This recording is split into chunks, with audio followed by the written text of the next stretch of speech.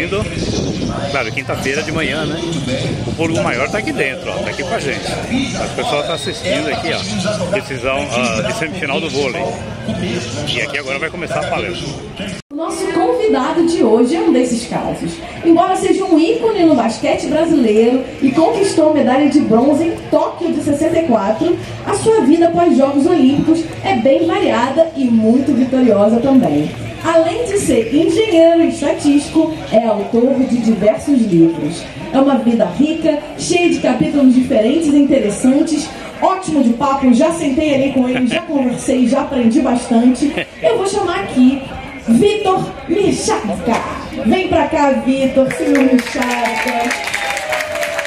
Recebam com todo carinho esse nosso mestre, professor, que promete uma palestra incrível. Teremos surpresas também, que ele já me contou, que teremos surpresas. Senhor Michalka, seja bem-vindo.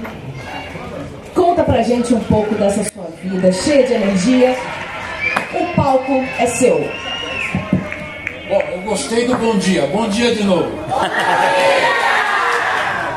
Olha, em primeiro lugar eu queria agradecer para a Sara, para o Matheus, para toda a equipe do Comitê Olímpico e do Parque esse convite.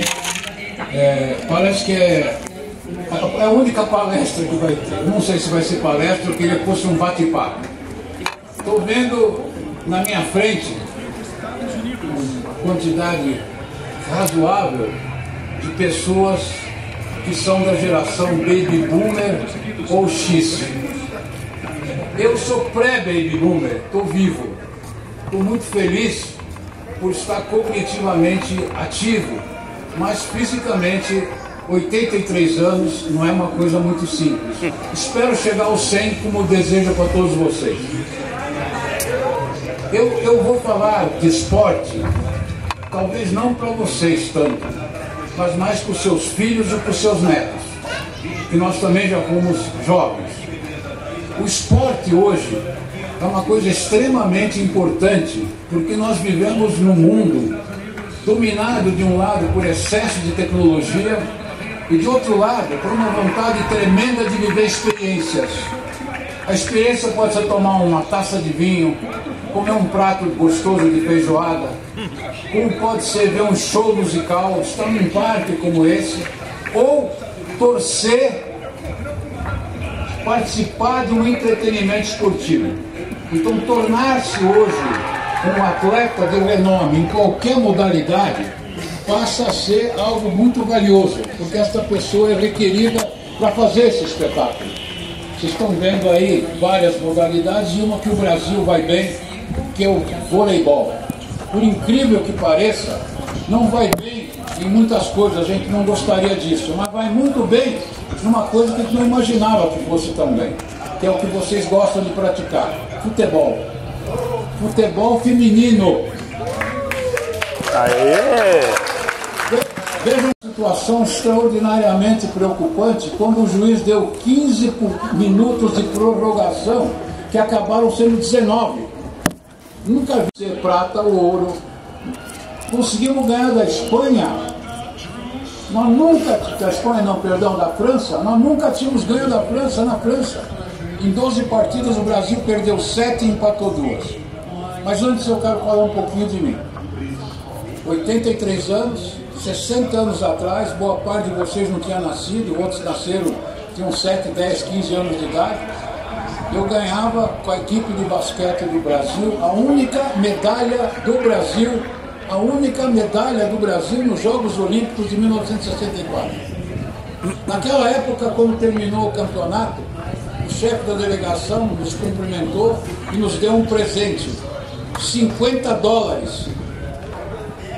Hoje, o Comitê Olímpico estabeleceu nova taxa para os medalhistas. O ouro vale 350 mil, a prata 240 e o bronze 140. Mas ainda o imposto de renda quer tirar 27,5% desses prêmios. Veja só, olha o apoio.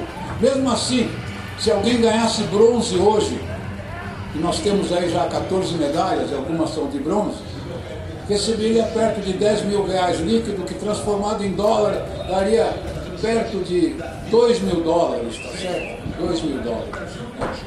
Eu pergunto, olha a diferença, no meu tempo 50 dólares, agora 2 mil dólares. Claro que o dólar também desvalorizou. Mas o que eu quero dizer para vocês é que o esporte, fazendo parte da economia da experiência, ele é muito valioso. Só que a gente tem que saber o bom senso. Esporte de competição, de rendimento, não faz bem para a saúde. Esporte de alto rendimento termina e a pessoa tem que sobreviver. Como é que ela deve se comportar pós-esporte?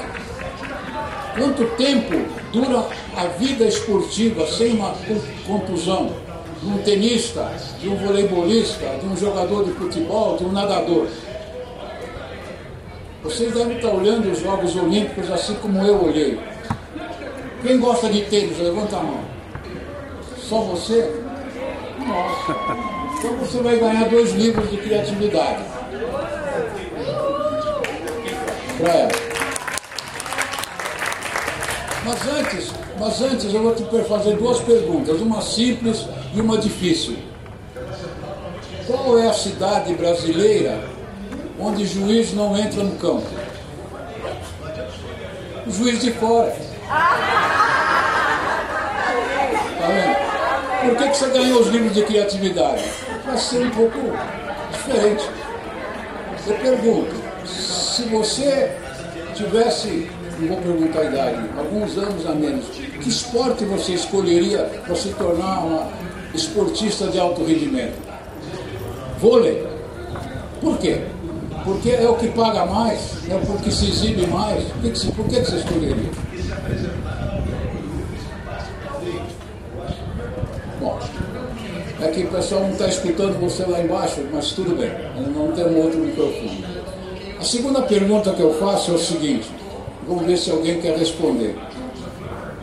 O que é necessário para se tornar um atleta de alto desempenho? Quem quer responder? Vocês têm outro microfone para dar para ele? Faça favor. Você vai ganhar outros livros também. Mas, o que é necessário? O senhor está perguntando assim, desde o início da vida ou quando chega a 60 a mais, por favor? Começa com certa idade. O que é necessário para se tornar? Uma orientação, um técnico, condições para praticar o esporte? O que é necessário? Na verdade, o que necessita é a pessoa ter aquela dom para coisa. Quem às vezes não tem um dom para coisa, tem que ter alguém para apoiar. Tem que também ter muita força de vontade, porque vai ter que deixar muitas coisas de lado também, né? Porque vai ter que se preparar, vai ter que ser responsável com horários, com tudo que o técnico avisar, que as pessoas que estão no comando pegam e falam que você tem que cumprir. Então muitas coisas, você tem que deixar muitas coisas de lado e ter aquele pensamento, aquele foco que você vai chegar no seu objetivo. Eu achei que a sua resposta está boa, mas ela precisaria de algumas complementações. Primeira coisa, para você ser fenomenal, alguns não concordam com isso, outros concordam.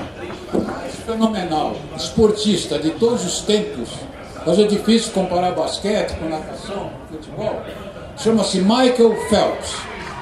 Já ouviram falar em Michael Phelps? Michael Phelps é um nadador. Nós estamos discutindo aí a Rebeca, que ganhou 4 medalhas, pode ter 6. Ele ganhou 28 medalhas, das quais 23 de ouro. Ele participou de 4 Olimpíadas, em todas ele ganhou medalhas. Na Olimpíada de Pequim, que foi em 2008, ele ganhou 8 medalhas de ouro. É claro que fica difícil, se o Brasil ganhar futebol, cada um vai ganhar uma medalha, depois de vários jogos. Em natação você tem várias provas e no mesmo Olimpíada você ganha.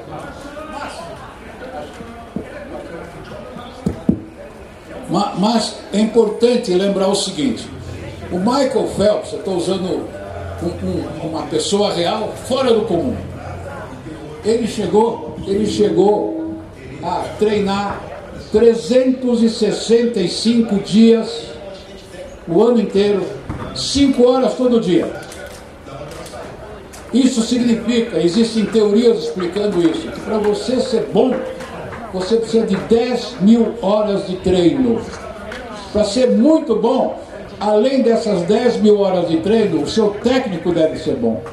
E além disso, você deve ter dom para aquilo.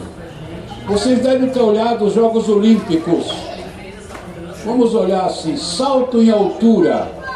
Quem foi a mulher que ganhou salto em altura nas Olimpíadas? Não estão olhando as Olimpíadas. Uma ucraniana que 3 semanas atrás pulou 2,10 metros e na Olimpíada ela parou em 2 metros porque ninguém pulou tanto quanto ela. Só que vocês olharem para ela tem 2 metros de altura. Porque para salto em altura tem que ter 2 metros de altura. Não é a altura nem da Rebeca e nem da Simone Biles, que são 1,42 m, que ninguém vai subir numa trave com 2 metros de altura. Então, além do dom, tem as características de cada esporte. Então, algumas pessoas nascem menores, maiores. Hoje, para você jogar basquete, quando eu fui campeão mundial no Rio de Janeiro, eu era alto, com 1,90 m. Hoje é capaz de eu nem servir com 1,90 m. Hoje o biotipo, e não só no basquete, o Michael Phelps tinha quase 2 metros de altura, tinha um pé que parecia pé de pato, tinha um treinador. E olhem só, o Michael Phelps teve 2 ações. Ele treinava tanto que ele chegava a consumir por dia de 6 a 12 mil calorias. 12 mil calorias.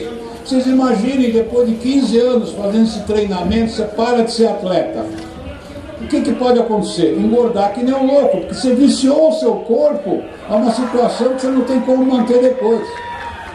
Então o esporte, ele tem um triângulo.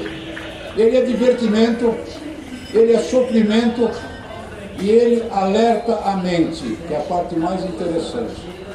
Por que ele é divertimento? Bom, não preciso nem discutir isso. Você torce, você fica alegre. Esse jogo que nós não estamos vendo, alguém vai ficar triste. Mas já muitos outros países ficaram tristes porque não chegaram nessa situação. É uma semifinal. E muitos outros nem foram lá. E o que a gente ouve dos nossos atletas brasileiros que não se classificam? Eu fiz o meu melhor. Mas fiquei em 8º lugar, em 4º, em 5º. Sofrimento. Torcida. Quem torce, pense bem, a maior parte do tempo está triste, a não ser que tem um time que ganha o tempo todo, mas são só aqueles que estão contentes, os outros todos estão sofrendo. E por que ele alerta a mente e desenvolve a criatividade? Humberto, cadê você? Dá os 2 livros para ele. Você ainda vai me responder uma pergunta para ele. Nós, vocês, que já têm uma certa idade, mas têm filhos e netos, depois nós vamos ver qual é o conselho que eu peço que vocês dão a eles. A gente acaba tendo um monte de problemas físicos. Eu andava bem, eu pulava, era uma gazela. Agora eu estou com 2 bengalas. Mas estou com a mente em ordem, estou muito feliz. A gente tem que continuar sempre lutar pela vida enquanto a nossa cabeça estiver boa. E o esporte simples, uma natação, uma caminhada, um ciclismo, isso melhora muito. Por isso é alerta a mente, que não é nem o sofrimento e nem o divertimento. Eu vou fazer uma pergunta para você que vamos ver se você consegue responder. Qual é a melhor posição para você e em qual você sente mais prazer? Vou repetir. Qual é a pessoa, tem pessoal que já até duplo sentido. Qual é a melhor posição e qual que você sente mais prazer? Hein? Essa pergunta é complicada, porque dependendo da situação, em pé. Em pé. Dependendo da situação, sentado. E dependendo da situação, deitado. E dependendo... Olha, a pergunta dele tem 50% de resposta certa. E dependendo da situação, de joelhos. Então... Olha, mas quando você lê esse livro de criatividade, você vai ter ideias diferentes, é capaz de dar a seguinte resposta para o pessoal até dar uma risada. A situação que eu mais prefiro é de pé, em frente ao caixa eletrônico, retirando o meu salário. Por isso que eu digo que dependendo da situação, em pé, sentado, deitado ou de joelhos. Por isso que você ganhou os livros. Obrigado. Por isso que você ganhou os livros. Bom, agradeço. Continuando. O esporte, ele precisa de melhoria. Existem 2 palavras, a gente está cheio de palavras em inglês que a gente usa. Uma chama-se upskilling, skill em inglês é habilidade, aptidão. E tem uma palavra que chama-se reskilling. Reskilling quer dizer requalificação. O que acontece com o esportista? Vamos ver se alguém quer responder. Quanto é a vida útil de um esportista? Quem quer responder? Quanto é o tempo da vida útil de um esportista? Dá lá o microfone para ele. Qual é? Qual é o esporte e qual é a vida útil?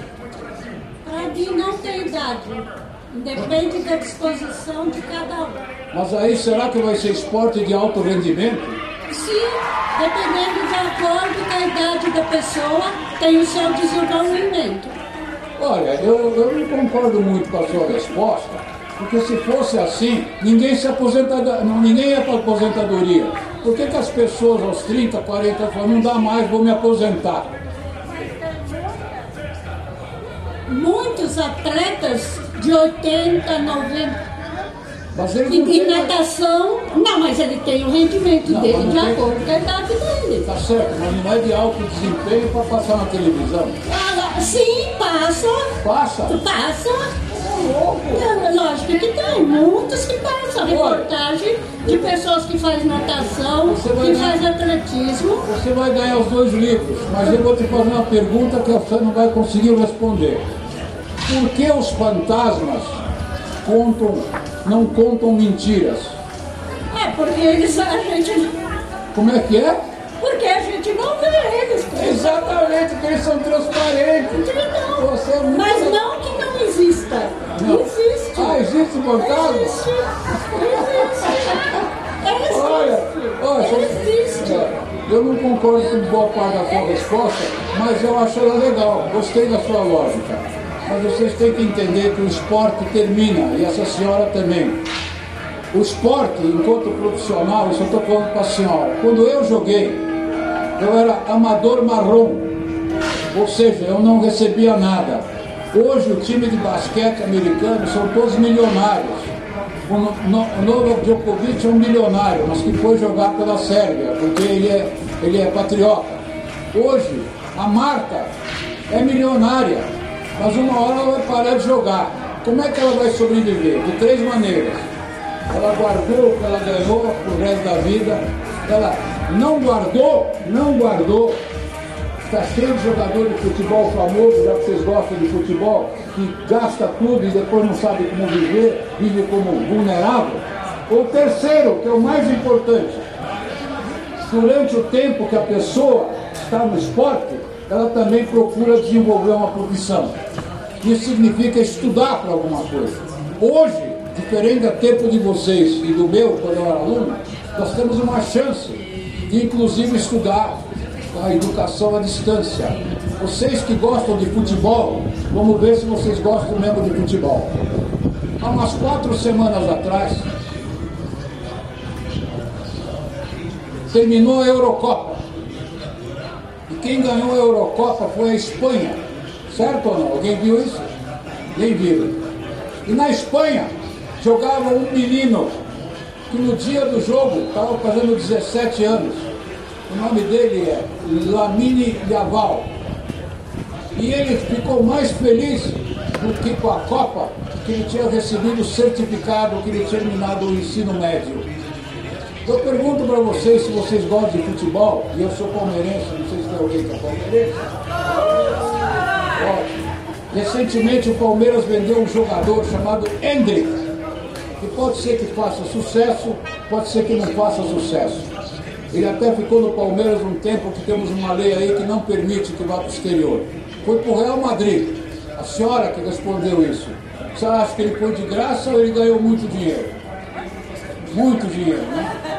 E aliás, eu não sei se vocês gostam, mas uma coisa que vocês mais deviam gostar é ver coisas no YouTube. Quem vê YouTube? Muito mal, muito mal.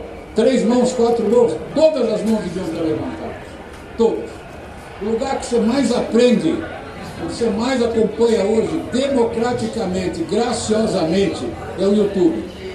Eu ia encerrar essa palestra, já que eu estou dando esse livro de criatividade, dizendo para vocês o seguinte: obrigado pela presença, vão para as vossas casas e sigam o seguinte conselho. Perguntem-se todo dia para cada um de vocês o que foi que você fez de novo naquele dia. Ou melhor, quando foi a última vez que eu fiz uma coisa pela primeira vez? Você já tem a resposta. Viemos no evento do COB no Parque Vila Lobos. Vocês nunca vieram aqui. A palestra foi boa? Não quero saber por enquanto. Aproveitamos? Não sei. Mas eu preencho essa pergunta assim, quando foi que eu fiz uma coisa pela primeira vez da qual eu gostei? Se vocês olharem o YouTube, depois de um certo tempo, vai oferecer coisas para vocês, vocês nem sabiam que existiam. Mas voltando ao Hendrick. Quando o Hendrick foi para o Real Madrid, o que tinha mais no YouTube eram as fofocas, a briga com a namorada, e não sei o quê. Ninguém falava de escola. E lamentavelmente pode ser que esse moço não estude. E lamentavelmente pode ser que esse moço aos 35, 40 anos no máximo, pouquíssimos jogadores de futebol chegaram jogando em alto desempenho aos 40 anos. Aqui na minha cabeça, já que eu lembro, um chamava José Roberto, Zé Roberto, alguém lembra do Zé Roberto? Que até andou ganhando prêmios, dança, não sei mais o que. Mas eu pergunto, no que o Zé Roberto se requalificou? Eu não sei, eu não acompanho. Então o que eu quero dizer para vocês é que o esporte é muito importante. O esporte de alto desempenho é para muito poucos. O de médio desempenho não dá sobrevivência. E o de desempenho, como vocês fazem até hoje, dá uma distração, dá o alertamento, mas com eles vocês não sobrevivem, vocês já gastam com eles. Então vocês precisam ter uma profissão. Quando eu era atleta, eu deixei de ir em alguns mundiais e algumas Olimpíadas, porque eu era um professor iniciante de uma escola no interior, abri uma faculdade e eu era um dos professores. Se eu fosse no mundial, eu deixaria de dar aula 1 mês e meio. Não tinha que pôr no meu lugar. Era uma escola em Baú. Eu não fui no mundial, não fui no outro. Hoje, eu me arrependo um pouco, eu não devia me arrepender. Por quê? Porque eu evoluí nessa área, me tornei um professor conhecido, diretor, escritor, amealhei com isso recursos e continuo hoje, já 8 anos aposentado, vivendo com o que eu ganhei. Isso é muito importante, então vejam bem, lá está o jogo. Se eu perguntar para vocês, agora tem mais um livro aqui para ser sorteado para alguém, eu pergunto, vocês conhecem esportistas que ganharam medalhas olímpicas em esportes diferentes? Alguém conhece um esportista? Está vendo? Vocês estão vendo ali. O técnico da seleção norte-americana, que chama-se Kirk Kiraly, ele foi campeão de voleibol em quadra e foi campeão de voleibol e voleibol de areia. Claro que é parecido, mas não é igual. Nem todo jogador de voleibol de quadra consegue jogar voleibol de areia. E como José Roberto Guimarães, que até eu conheço bastante, tornou-se técnico da seleção americana e já é técnico há muitos anos, continuando a sobreviver dessa maneira. Quando vocês eram jovens, vocês devem ter assistido o filme do Tarzan. Quem que assistiu o filme do Tarzan? Ah, que maravilha. O primeiro Tarzan, que vocês devem lembrar, chamava Johnny Weissmuller. Ele era campeão de natação olímpico. Acho que é por isso que ele fazia os filmes, que ele nadava mais rápido que o jacaré, que o crocodilo. E depois foi campeão em polo aquático, que também é parecido, que é dentro da água. Mas vocês terem um campeão de luta greco-romana e campeão de ciclismo, isso não dá para fazer. Na vida, você pode ser um advogado, um esportista e um poeta. No esporte, para ser bom mesmo, você tem que se especializar. Você tem que fazer 10 mil horas no mínimo com um grande técnico. Isso não é fácil. Hoje, vocês que jogam futebol, quantos times da primeira divisão nós temos em São Paulo, da Copa Brasil? 3. Corinthians, Palmeiras e São Paulo, estão de acordo? Sim ou não? Esses times que têm 30 jogadores cada um, 30 jogadores cada um, 40, vai, 40. 40 vezes 3 dá 120, não é isso? Desses 120, 60 são titulares, ou próximo de titular, e ganham 500 mil reais por mês. Vocês estão de acordo? Sim ou não? Mas são 120. Se vocês olharem o futebol, nós temos 20 na Série A, 20 na Série B, 20 na Série C e 20 na Série D. Você está falando somente para a senhora. 80. Se fosse multiplicado por 30, 80 daria 2.400 jogadores, sendo que o da Série D não ganham nada, ganham um salário mínimo. Então eu quero colocar o meu filho numa escola de futebol para ele ser um craque e ganhar 500 mil. Isso é muito difícil, gente. Agora, por que as pessoas querem isso? Porque elas querem virar celebridade. Vocês vivem numa situação que existe uma palavra chamada influencer.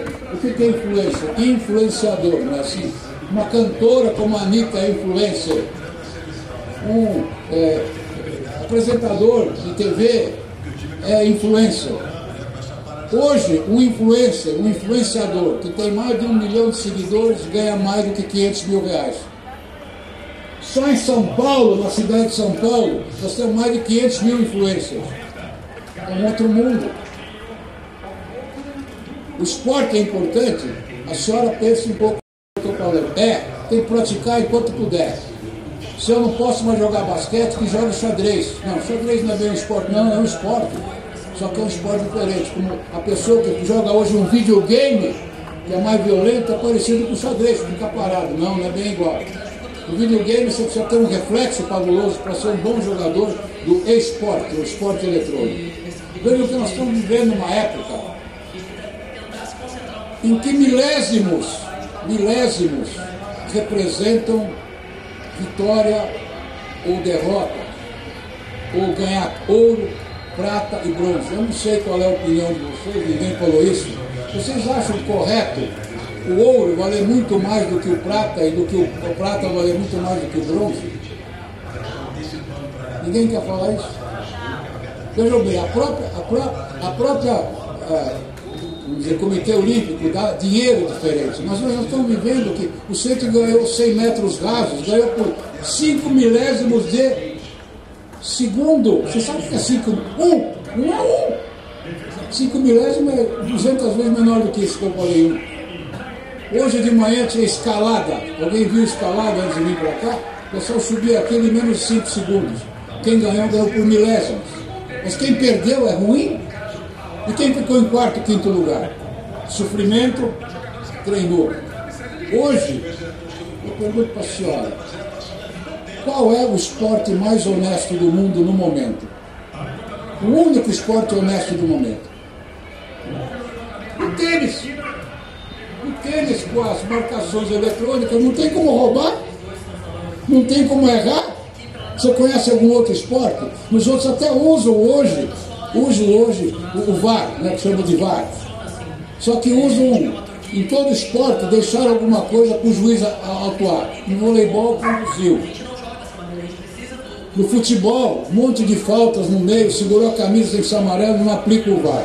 Quem gosta de handebol? Levanta a mão aqui. Só um amigo. Você gosta de handebol? Você viu alguma partida de handebol na Olimpíada?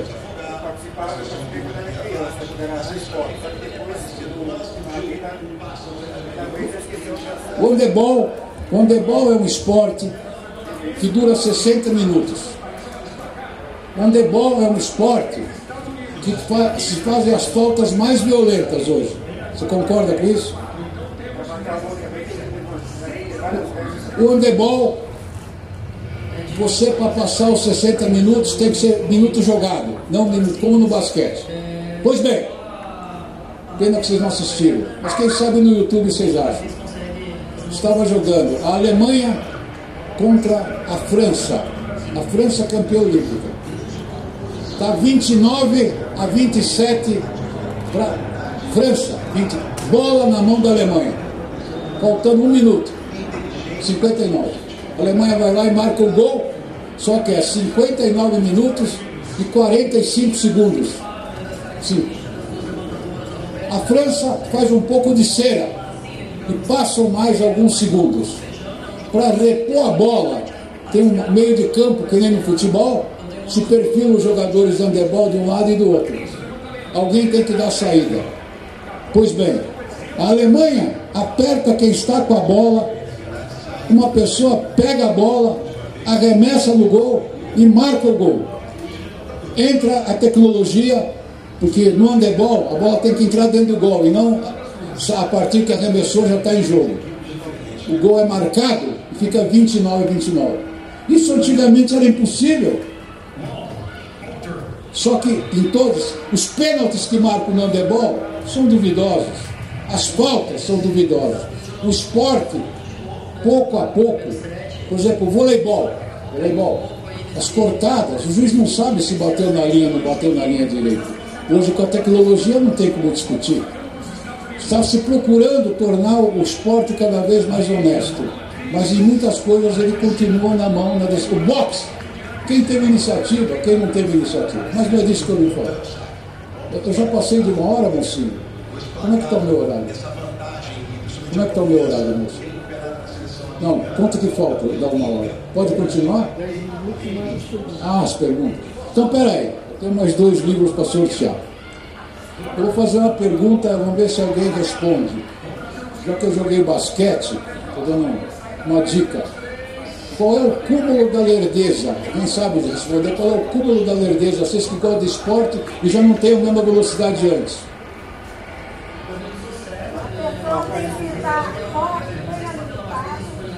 Dá lá para ela falar, Vamos. Dá para ela dar o livro. A pessoa tem que estar saudável, forte, bem alimentado, para poder ter um pulo seguro e firme. Tudo bem, aí é para poder estar em ordem, mas não é o cúmulo da lerdeza. Sabe qual é o cúmulo da lerdeza? Você atirar na sexta e acertar no sábado.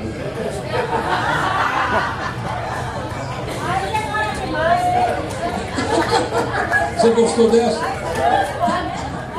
Então, olha, vocês lendo esses livros, o que é criatividade? A criatividade significa você ter um pouco de sarcasmo, gostar de piada. Quem não gosta de piada não pode ser criativo. Eu até tenho um livro sobre o humor. O humor que tem o lado mal, né? Tem a arrogância, a diminuição, é gago, é burro, é loira, é português. Mas o humor é importante. Encarar, quem não entende a ambiguidade, quando a gente fala duplo sentido, não pode ser criativo. O esporte, a pessoa precisa ser criativa. Quando as pessoas, ele é talentoso, ele inventou uma nova jogada, criatividade.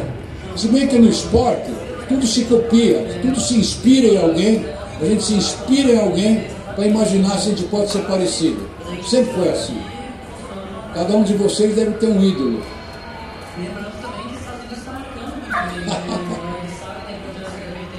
Eu pergunto para vocês, aliás, cadê a Sara? Foi embora, então fica sendo a nossa apresentadora. Eu acho que o esporte, vocês precisam realmente pensar nele. Eu faço a seguinte pergunta e repito ela. O esporte é algo saudável ou pode ser prejudicial? Quem quer? É saudável? Mas você pratica ele com constância ou como distração? Eu, umas 3 vezes por semana. Quantas vezes? Umas 3 vezes por semana. Porque 1 hora? É 1 hora e meia. Isso, com o que eu disse antes, não significa que você quer ser um atleta de desempenho. Ser notável, ser diferente, capaz de quebrar recordes, pular mais alto, fazer. Isso é uma distração. Do mesmo jeito que podia ser 1 hora de dança, do mesmo jeito que podia ser 1 hora de pescaria, do mesmo jeito que podia ser 1 hora fazendo uma comida gostosa. São só atividades diferentes, você concorda? Agora, esse tipo de esporte, caminhar, fazer, por exemplo, academia. Quem faz academia aí? Nossa, só 2 pessoas? Porque é caro ou porque faz exercício em outro lugar? No meu caso, tem um preço acessível. No meu caso, também tem um preciso fazer para a empresa, para dar um preço. Então, quer dizer, na vida da gente aparece tantas. Pode repetir. No meu caso foi porque eu preciso, por causa da altura e por causa do excesso de peso, né? E também no meu caso foi porque o valor que me apresentaram foi um valor que deu para eu pagar. Tá? Mas é assim, eu comecei em janeiro e graças a Deus nesse tempo aqui foram 17 quilos que foram perdidos, que foram, não sei onde foram parar, mas eu sei que... Perdido não, diminuiu. Ninguém perde nada, diminui. Não sei onde foram parar, mas no meu corpo eu senti muito mais leve, então eu não conseguia botar a camisa aqui no colarinho, não conseguia aqui o pulso, então tudo isso daí já está me fazendo bem, então eu tenho que dar graças a Deus que... A sua resposta é mais do que coerente. E, aliás, ela significa o seguinte: esporte de alta competição não é saudável até nisso. Porque um sujeito que faz esporte, vamos dizer, um pugilista. Vocês lembram, vocês já são dessa idade, do Éder Joffre, nosso maior pugilista da história? Alguém lembra do Éder Joffre? Você, para ser pugilista, precisa ter peso. O sujeito, por mais que se cuidava, acabava acumulando 1 quilo, 2, e passava da categoria dele. Então, na véspera da pesagem de uma luta, no dia seguinte, ou algumas horas, você fazia um esforço tremendo, suar para perder 1 quilo, para perder 2. Vocês lembram disso? A pessoa quer ser um esportista que pratique rugby. Vocês já viram rugby?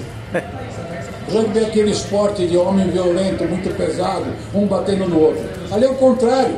Você quer comer que nem louco, mas ficar com uma massa, porque aquilo é fundamental. Aí ele para de jogar rugby. O que acontece? Ele esculpa. Ele fica grande. Então, a nossa vida, inclusive, à medida que a gente vai diminuindo, não sei se vocês têm aquela teoria dos 10 mil passos também. Hoje tem até no relógio. Você não deu os 10 mil passos. Eu não dou nem 500 hoje. Como é que eu faço? Estou com dificuldade para andar. Eu pergunto, por que eu tenho dificuldade para andar? Porque eu joguei muitas vezes com o pé torcido. O pé torcido acontece isso. Eu pergunto, por que o Guga Kirten, o Guguinha, parou de jogar? Ele era moço, mas de tanto fazer o esforço de sacar, ele fez alguma coisa ruim que não dá mais para resolver. Então nós estamos aqui num ambiente muito alegre, muita distração. Torcemos por atletas de alto desempenho. Mas pense no seguinte: se vocês querem orientar os vossos filhos, os vossos netos, apoiá-los para eles treinarem futebol, tênis, handebol, basquete, voleibol, o que for, tem que orientar o seguinte: orientar, pratiquem, mas não esqueçam a prática, o desenvolvimento e o pós-esporte. Por isso que, inclusive, se vocês estão me conhecendo a primeira vez, eu escrevi recentemente 3 livros, saíram no ano passado. O nome dos livros chama-se Trabalhabilidade. Aliás, tem gente que nem entende o que é trabalhabilidade. Confunde com empregabilidade. Empregabilidade é quando você se torna competente para ser contratado por uma empresa e receber CLT. Está bem claro? Empregabilidade. E depois você continuar se aprimorando para continuar válido na empresa para não te demitir. Empregabilidade. Trabalhabilidade está mais para o atleta. O atleta, enquanto ele estiver competitivo e bom, mantém ele no clube. Enquanto não é, dispensa. Claro que ele tem contrato também. Mas trabalhabilidade é mais aquele empreendedor. Eu vou abrir uma lojinha. Eu sou um autônomo. Eu não tenho chefe. Eu não tenho CLT. Nós estamos vivendo uma época no Brasil que temos quase 2 milhões de autônomos. São as pessoas que usam Uber, que fazem entrega e que não querem ser sindicalizados porque querem ser liberdade. Ele entra na plataforma e diz: agora eu estou disponível, pode chamar o meu carro. Isso não existia quando vocês tinham 20 anos, nem 30. Isso é coisa dos últimos 10, 15 anos da tecnologia, concorda? Muitos até acham que isso foi uma salvação em muitas situações para se chegar no lugar. Antigamente, não sei se todos vocês são de São Paulo tinha um limite, não podia ter mais de 50 mil táxis. Quem queria ser taxista tinha que recomprar de alguém que morreu. Hoje, quantos você acha só em São Paulo tem de pessoas que trabalham com aplicativos? E que é uma maneira de ter trabalho. Mais de 800 mil, gente. Isso é outro tempo. Trabalhabilidade. O esporte gera um jogador de tênis. Vocês não conhecem, você que falou, a vida da Bia Haddad. joguei basquete com o avô dela, conheço ela mais ou menos. A vida de um tenista é uma coisa horrorosa. E a biedade, a gente critica, olha, perdeu, ganhou. Ser uma tenista número 20, 22, é um negócio fora do comum. Quantos tenistas tem classificados na associação? Uns 3 mil. Dos 200 em diante, eles sofrem, eles têm que pagar a passagem aérea, a hospedagem, e eventualmente, se ganharem algum torneio, eles recebem um prêmio. E o torneio tem um monte de jogos, caiu na primeira página, quando chega na última, não sei se vocês gostam, o melhor exemplo de dedicação, de humildade e de denovo. O maior jogador de tênis pelas conquistas hoje chama-se Novak Djokovic. O Novak Djokovic, alguns dias atrás, jogou a final das Olimpíadas contra um menino que hoje é uma sensação chamado Carlos Alcaraz. Alguém assistiu esse jogo? Levanta a mão. Ninguém. Olha, vocês estão acompanhando o tênis. O Novak Djokovic, que vocês já ouviram falar, jogou 5 Olimpíadas. Nas 4 anteriores ele não conseguiu nada e já era ranqueado como número 1. Na 5ª Olimpíada, com 37 anos, representando o país dele, tanto é que depois ele saiu por Paris andando com a medalha. Depois de 4 Olimpíadas frustradas, ele ganha do jogador número 1. 2, que seja. Vocês não viram o jogo. O jogo era de 3 sets. Ele ganhou de 2-0. Ganhou 7-6 e 7-6. O que quer dizer 7-6 e 7-6? Que os 6-6 estavam equilibrados. Quando chegou no tie-break, Carlos Alcaraz não teve saúde mental. Perdeu de 7-2, 7-3, que o outro tinha capacidade mental muito maior, e ganhou, depois de 5 Olimpíadas, a medalha. Sendo que ele é o maior ganhador de Wimbledon, de US Open, de Roland Garros. Isso é uma coisa maravilhosa, mas isso são exceções, gente. Exceções. Então eu termino com as perguntas de vocês, dizendo o seguinte para vocês: a coisa mais importante que tem é vocês passarem aos seus filhos, aos seus netos. Vocês estão na fase de distração, pratiquem o esporte, continuem, que eles podem e devem gostar, e quem sabe pode se tornar grandes jogadores, grandes atletas em alguma atividade. Precisam obviamente ver, se é pequenininho, vai jogar futebol de salão. Se é grandão, pense em esportes que valorizam o grandão. Nós temos uma moça chamada Camila, que começou a jogar basquete, que está até na WNBA. Ela não é fenomenal. Só que ela foi para os Estados Unidos aos 15 anos. Os americanos viram que ela era grandona, deram high school para ela, foram investindo, agora com 20 ela está jogando no time profissional. Isso significa esporte de competição. Mas isso são exceções. E se algum filho ou filha de vocês praticar, eu não precisa falar do meu tempo que não tinha profissionalismo, que pratique, que guarde esse dinheiro, mas que acumule uma requalificação que não seja exatamente ligada ao esporte, que poucos podem continuar como comentaristas, como técnicos, isso é para muito poucos daqueles que jogaram alguma coisa. Muito obrigado pela presença e estou aberto às perguntas.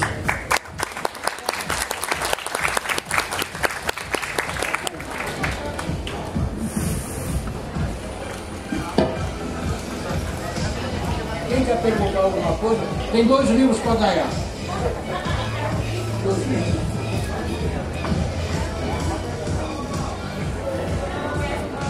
Dá lá para ele, lá, Humberto. Você estudou nos Estados Unidos? Hein? Você? Entendi. O senhor estudou nos Estados Unidos? Não, Que eu vi o senhor dando aula nos Estados Unidos. Eu? É. A minha vida é um pouco diferente. Se vocês entrarem no Google, vocês vão ver que eu nasci na Bielorrússia. Bielorrússia é um país associado à Rússia. Na realidade, eu nasci na Ucrânia, que alguns de vocês devem conhecer por causa da guerra.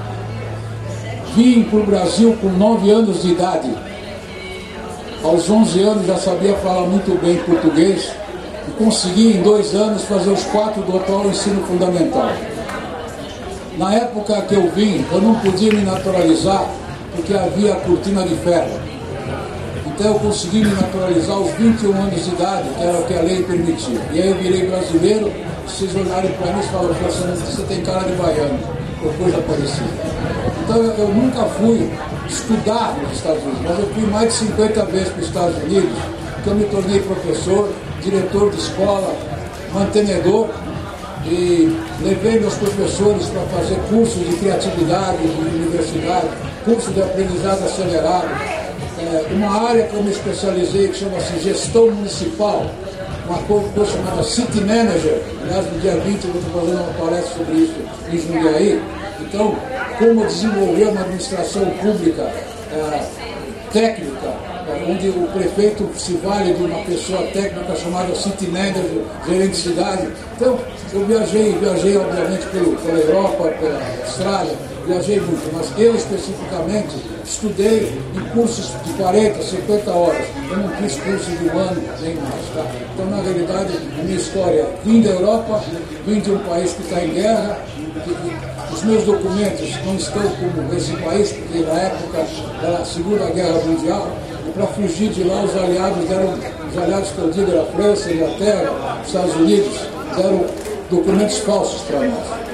Então, na época não tinha ainda cultura de ferro, então eu estou registrado no meu RG como polonês.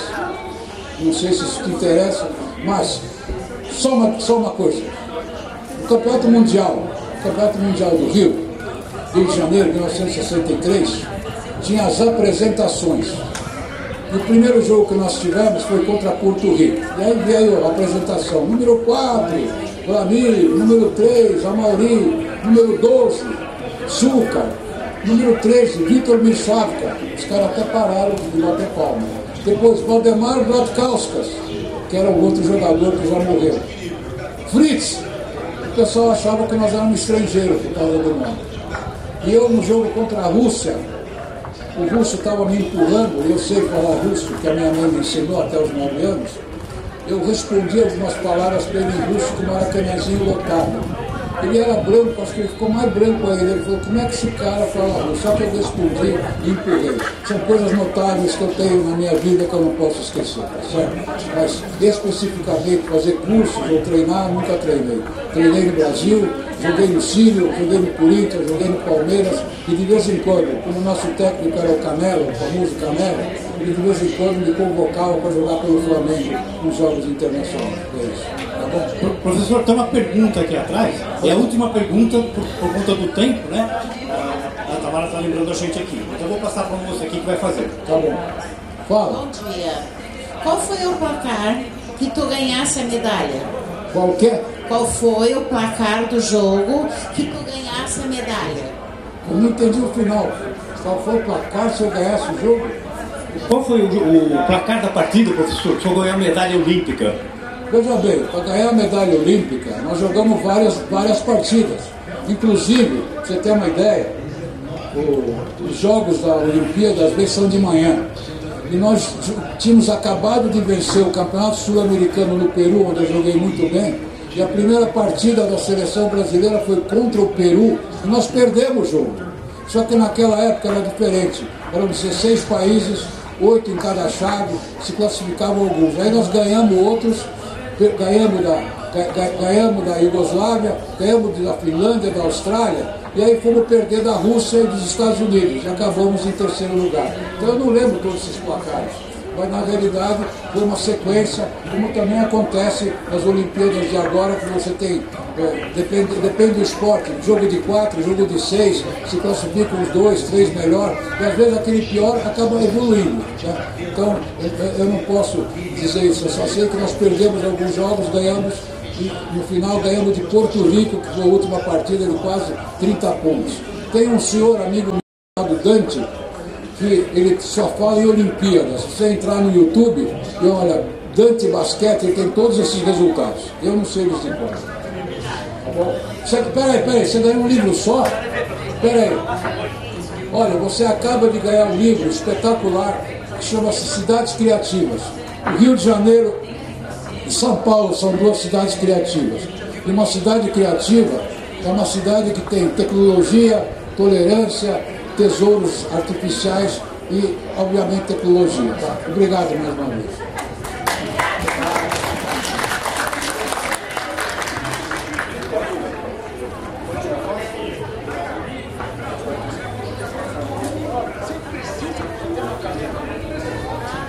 Eu tenho uma caneta aqui, peraí. Ali, ó.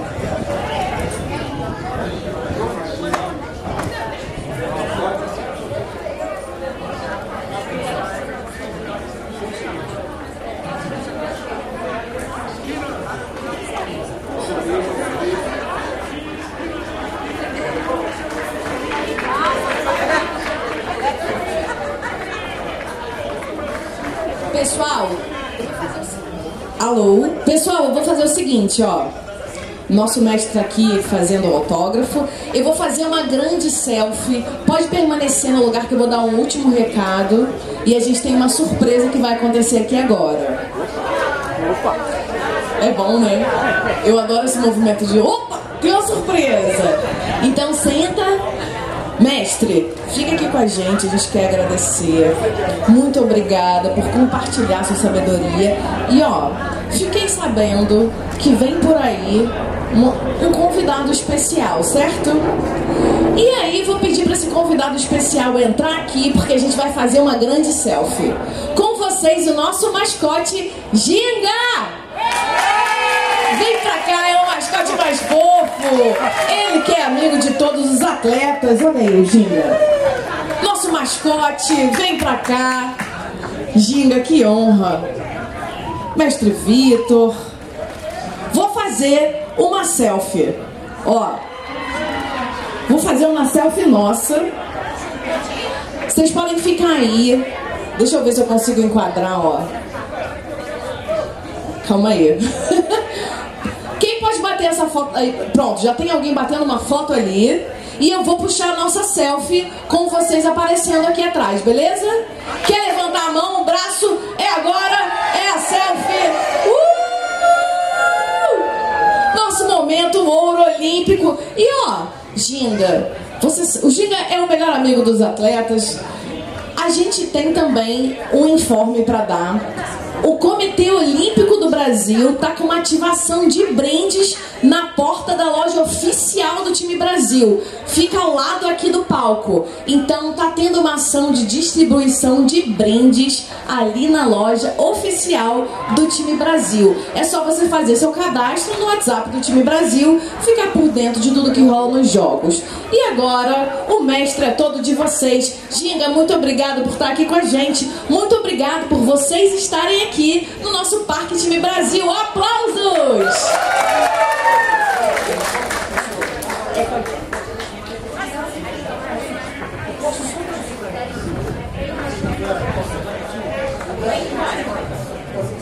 Pessoal da Walking Football, tudo bem? Bom dia, tô aqui.